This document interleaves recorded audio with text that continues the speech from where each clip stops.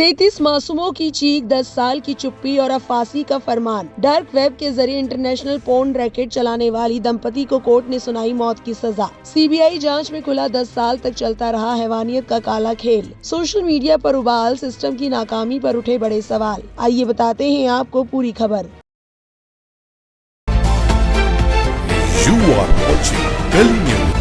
उत्तर प्रदेश के बांदा स्थित एक स्पेशल पॉक्सो कोर्ट ने राम भवन और दुर्गावती को फांसी की सजा सुनाई है। ये दोनों नाबालिग बच्चों के अश्लील वीडियो डार्क वेब के जरिए इंटरनेशनल पोर्न इंडस्ट्री में बेचते थे। सीबीआई ने 17 नवंबर 2020 को इनकी गिरफ्तारी की थी। इन पर 33 नाबालिग लड़कों के साथ यौन उत्पीड़न करने और उनका अश्लील वीडियो बनाने के आरोप साबित हुए हैं। जानकारी के मुताबिक पॉक्सो कोर्ट ने राम भवन और उसकी पत्नी दुर्गावती को भारतीय दंड संहिता और पॉक्सो एक्ट के तहत अलग अलग अपराधों में फांसी की सजा सुनाई है। इनमें अप्राकृतिक यौन संबंध, गंभीर यौन उत्पीड़न, बच्चों का अश्लील सामग्री के लिए इस्तेमाल, बच्चों से संबंधित अश्लील सामग्री का स्टोरेज, उकसाना और आपराधिक साजिश जैसे मामले शामिल हैं। मीडिया रिपोर्ट्स के मुताबिक राम भवन सिंचाई विभाग में जूनियर इंजीनियर था। कोर्ट ने सरकार को हर एक पीड़ित को 10 लाख रुपए का मुआवजा देने और दोषी दंपति के घर से जब्त की गई नकदी भी पीड़ितों के बीच बराबर बांटने का आदेश दिया है। उसने साल 2010 से 2020 तक बांदा और चित्रकूट में नाबालिग बच्चों को निशाना बनाया। बच्चों को बहलाने के लिए वो ऑनलाइन वीडियो गेम दिलाने या फिर पैसे या गिफ्ट देने जैसे तरीके अपनाता था। सीबीआई ने जांच के दौरान राम भवन के घर से 8 lakh cash, 12 mobile, 2 laptop, hard disk और 6 पेन ड्राइव बरामद किए थे।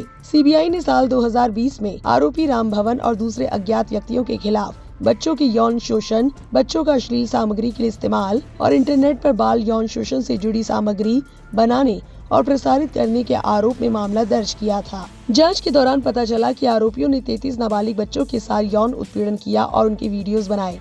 इनमें से कुछ की उम्र केवल 3 साल थी। जांच में ये भी पता चला कि कुछ पीड़ितों के साथ यौन हिंसा के दौरान उनके प्राइवेट पार्ट पर चोट आई थी। रिपोर्ट के मुताबिक यौन हिंसा से पीड़ित ये बच्चे आज भी मेंटल ट्रॉमा से जूझ रहे हैं। रिपोर्ट्स के मुताबिक सीबीआई ने मामले की जांच के दौरान पीड़ितों के प्रति संवेदनशीलता बरती और काउंसलिंग की मदद से उनकी भावनात्मक स्थिति का ध्यान रखा। एजेंसी फॉरेंसिक एक्सपर्ट, बाल यौन शोषण से निपटने वाले मेडिकल प्रोफेशनल्स और बाल संरक्षण के लिए काम करने वाले अधिकारियों के लगातार संपर्क में रही। इस दौरान डिजिटल सबूतों के संरक्षण का भी खास ख्याल रखा गया। जाँच पूरी होने के बाद सीबीआई ने साल 2021 में राम भवन और उसकी पत्नी दुर्गावती के खिलाफ चार्जशीट दायर की।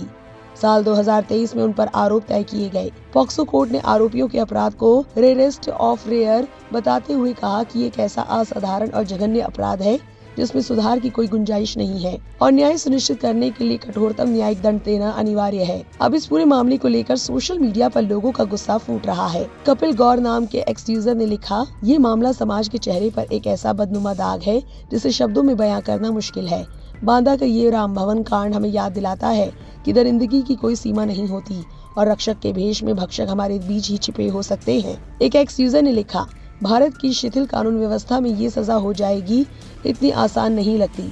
अभी हाई कोर्ट, सुप्रीम कोर्ट, उसके ऊपर पुनः अपील, फिर राष्ट्रपति से क्षमा याचना की सुविधा, ये सभी मिलकर आपराधिक मानसिकता के लोगों को संबल देते हैं, जिसका परिणाम ये है कि अपराध अनियंत्रित और व्यवस्था हल्कान है। इन्हें अति शीघ्र मृत्युदंड दिया जाए तो बेहतर। विनोद कापड़ी ने एक्स पर लिखा, बांदा की विशेष पॉक्सो अदालत द्वारा 33 नाबालिगों के साथ बलात्कार और यौन शोषण के भयावह मामले में दिए गए 163 पृष्ठों के फैसले को मैंने अभी पढ़ा है। विवरण बेहद विचलित करने वाले हैं। एक सवाल मेरे मन से नहीं निकल रहा।